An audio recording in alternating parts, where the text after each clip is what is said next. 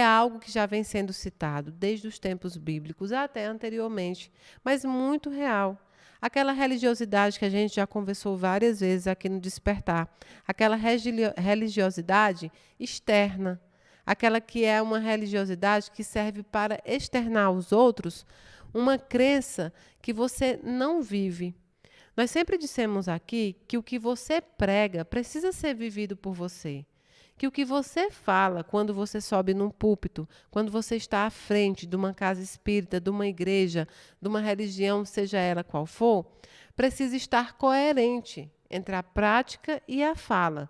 Porque se assim não for, não há razão de ser, pelo menos não razões fidedignas, não razões reais. Apenas razões externas. Serve apenas como se fosse um objeto, um acessório externo, para externar coisas que de fato você não pratica, você não sente.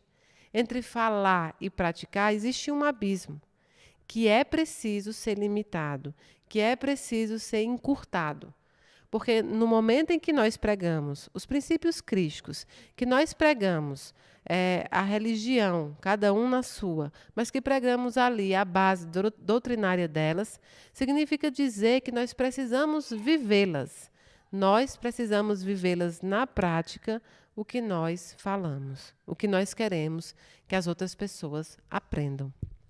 E muitas vezes nós mesmos ainda não aprendemos aquilo que queremos ensinar. Nem estamos aptos a ensinar e muitas vezes não temos a boa vontade de aprender.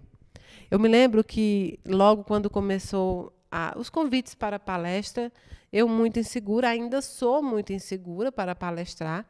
Eu acho uma responsabilidade imensa os irmãos palestrantes, aqueles que se colocam à frente para nos ensinar, têm uma responsabilidade universal sobre aqueles a que eles estão falando. Olha só, vim à internet, é como se fosse um púlpito gigantesco, de milhares de pessoas assistindo, de milhares de pessoas que ainda irão assistir, e é uma responsabilidade muito grande falar sobre isso, falar sobre os trabalhos, falar sobre o Cristo, falar sobre os princípios que nós tanto pregamos e que muitas vezes nós não fazemos, não executamos.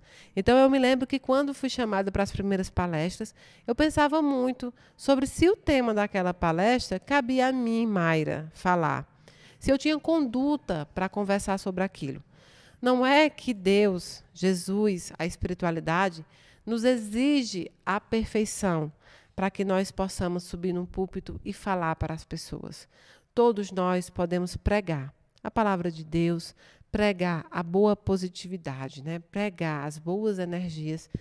Todos nós podemos, mas é de muito bom tom, de muita necessidade, que você viva, ou que pelo menos você tente viver aquilo que você está pregando, aquilo que você se condicionou a ensinar. Muitas vezes nós temos só apenas os estudos teóricos, mas a prática é zero. Então, eu me lembro que nas primeiras palestras era algo que eu tinha muito receio. Era falar sobre um assunto do qual eu não vivia. Será que eu estava vivendo realmente aquele assunto a que eu fui chamada a falar um pouco? E eu me lembro que, numa dessas, há uns 5 anos atrás, 4 anos atrás mais ou menos, eu estava passando um processo muito difícil e houve uma coisa que aconteceu na minha vida e que me provocou alguns sentimentos não bons em relação a algumas pessoas. E não por coincidência, que não existe coincidência nem acaso, mas eu fui convidada a falar no exato dia sobre perdão. Aquilo me gelou muito profundamente, porque naquela semana, naquele dia, eu estava enfrentando algo que eu ainda não tinha conseguido perdoar. Eu poderia falar que perdoei, muitas vezes nós falamos da boca para fora sobre esse perdão que a gente já falou, que é o perdão religioso, mas não é o perdão crístico, né? Então, eu não estava me sentindo à vontade, nem preparada para falar sobre perdão. Se no momento eu ainda não tinha perdoado aquela pessoa, aquelas pessoas, e eu neguei o convite. Eu neguei o convite para falar sobre aquele tema naquele dia. Vindo depois, logicamente, após alguns meses, após algum tempo, falar sobre o perdão. Quando eu já me sentia preparada para conversar com vocês sobre isso. Então, sigo assim. Eu, Mayra, sigo assim. Cada médium, cada representante das religiões específicas aí, eles podem ter um tipo de trabalho diferente. Mas eu, Mayra, junto com o Daniel, sob a tutela do Daniel, né?